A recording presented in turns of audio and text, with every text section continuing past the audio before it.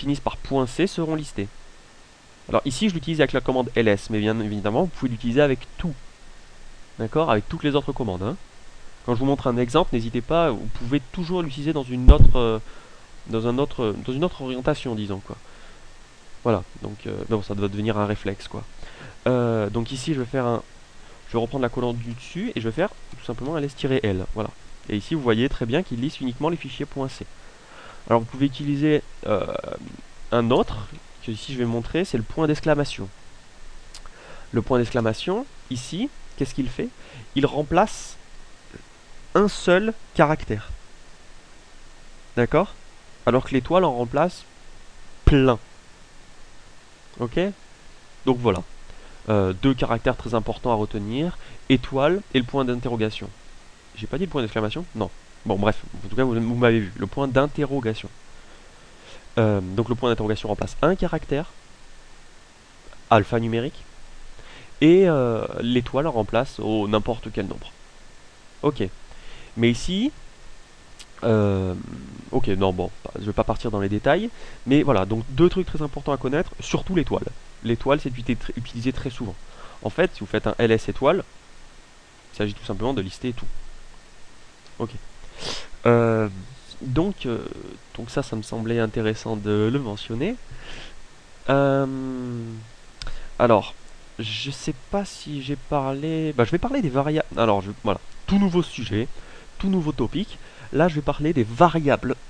Attention, ça commence à être du lourd. Alors, si vous avez fait d'autres langages de programmation, variable, ça ne devrait pas vous choquer. Mais, donc, qu'est-ce que c'est qu'une variable? Petite parenthèse. Hein. C'est un élément qui peut changer de valeur. C'est-à-dire, si... voilà, si votre nom... si votre âge, c'est une variable, il pourra passer tous les ans, il augmentera de 1. Ok, votre âge augmente de 1 tous les ans. Ok, donc cette variable pourra s'appeler âge par exemple. Bon bref. Ok, donc si vous avez fait de langage de programmation, vous ne devrez pas être choqué par ce vocabulaire. Mais il y a des variables qu'on appelle des variables d'environnement. Alors ces variables d'environnement sont chargées à chaque fois que vous lancez un terminal.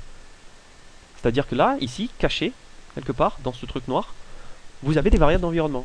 Pour récupérer ces variables d'environnement, il suffit de taper la commande env de environnement.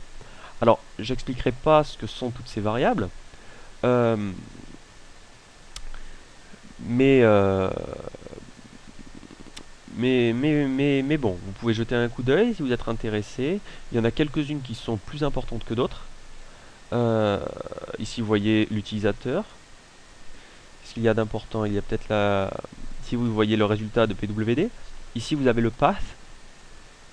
Si vous savez ce que c'est, tant mieux. Si vous savez pas ce que c'est, tant pis. Ici vous avez le home. Et voilà. Et théoriquement il doit y avoir le shell quelque part. Alors pour trouver le shell, ici vous avez le all pwd. Alors théoriquement vous devrez savoir à quoi il sert. Et oui, c'est pour utiliser le tiret, ce que j'avais utilisé, cd tiret. Il va donc utiliser le hold pwd. Ouais, ouais, ouais, ouais, ok. Donc ici je vais faire je fais n'importe quoi, un environnement, et ensuite je fais un grep de shell par exemple. Bon, bon, je me prends pas la tête, je vais faire un grep de bash. Voilà. Ah oui, putain, oui, je veux dire, j'ai pas dit de gros mots là. Ce que je veux dire, très important. Ici vous voyez que par réflexe, j'ai pensé à shell et j'ai écrit shell, mais c'était une grosse erreur de ma part. En fait, sur Linux, je ne me semble pas en avoir parlé, mais ça me semble très très important. On dit que Linux est sensible à la casse. Alors, pour ceux qui savent ce que ça veut dire, tant mieux. Pour ceux qui savent pas ce que ça veut dire, c'est-à-dire que deux mots sont très différents. En fait, je vais vous montrer. Ici, je peux créer un fichier qui s'appelle un dossier. Ou qu'est-ce que je fais moi? N'importe quoi. Je veux créer donc un dossier qui s'appelle client. Je liste. Et ici, vous voyez que j'ai deux dossiers. Il s'appelle client et l'autre s'appelle client. Et là, vous vous dites, mais comment il fait pour avoir deux fichiers qui ont deux dossiers qui ont le même nom? C'est impossible. Et en fait, non. Si vous regardez avec attention, ici, il s'agit d'un petit c et ici, il s'agit d'un grand C. Tout ça pour vous dire que sur Linux, les caractères sont très importants. Un caractère en majuscule est très différent d'un caractère en minuscule. Et ils sont complètement indépendants. C'est-à-dire, client avec un C majuscule et client avec un C minuscule n'est absolument pas la même chose. C'est pour ça qu'ici, vous voyez que j'ai marqué un env grep shell. Voilà, je suis allé un peu vite, sans trop réfléchir. Et ici, vous voyez qu'il ne m'a rien répondu. Or, ici, il y a shell. Ce que j'aurais dû faire, c'est marquer ceci en majuscule. Ok, non mais c'est bien que ça tombe comme ça. Donc je peux refaire ceci et marquer shell en majuscule. Et ici, vous voyez, le shell est bash. Bon, c'est le shell standard que vous devriez pouvoir utiliser et connaître, savoir utiliser en tout cas. Là, c'est celui que je vous montre actuellement en tout cas. Donc, bref. Donc, on va revenir sur les variables d'environnement. Je vais pas trop épiloguer là-dessus. Vous avez, en fait, ces variables sont utilisées pour diverses commandes. Ici, par exemple, vous avez la commande home. La commande.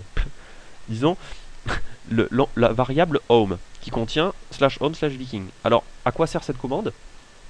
Mon Dieu, à quoi sert cette variable? Merci. À quoi sert cette variable? C'est à pouvoir utiliser le tilde. Alors le tilde, je ne sais pas si vous en avez parlé, je crois pas. Dans le pire des cas, je peux vous en parler. Ici, je suis dans /home/linux. Je vais me déplacer dans la racine, sur la racine, et je vais faire un cd tilde. En fait, ce que représente le tilde, c'est l'abréviation de la variable d'environnement home. C'est-à-dire qu'en fait, il va vous renvoyer dans votre répertoire d'utilisateur. Dans votre répertoire de travail, donc. Ici, comme je fais un whoami et je suis viking, il me renvoie dans /home/viking. Je vérifie avec la variable d'environnement, avec les variables d'environnement, et vous voyez ici que pwd est home viking, ok, et très bien. Et home, c'est home viking. Ok. Pourquoi? Parce que je viens de faire cd tilde. Alors tilde, c'est la petite vague. Hein. Pour faire la petite vague, c'est alt greu 2. 2 sur le clavier AZERTY. Donc voilà. Là, je vais pas épiloguer sur ça pour l'instant. La variable path est très importante, mais j'en parlerai plus tard. Le reste, c'est pas forcément quelque chose de très important. Il y a même certaines choses que je ne comprends pas du tout moi-même. Quoi qu'il en soit. Quoi qu'il en soit, c'est voilà. Pour l'instant, on en reste là. Je voulais. Je pense que c'est déjà bien. Et puis on verra la suite après. Ciao, ciao.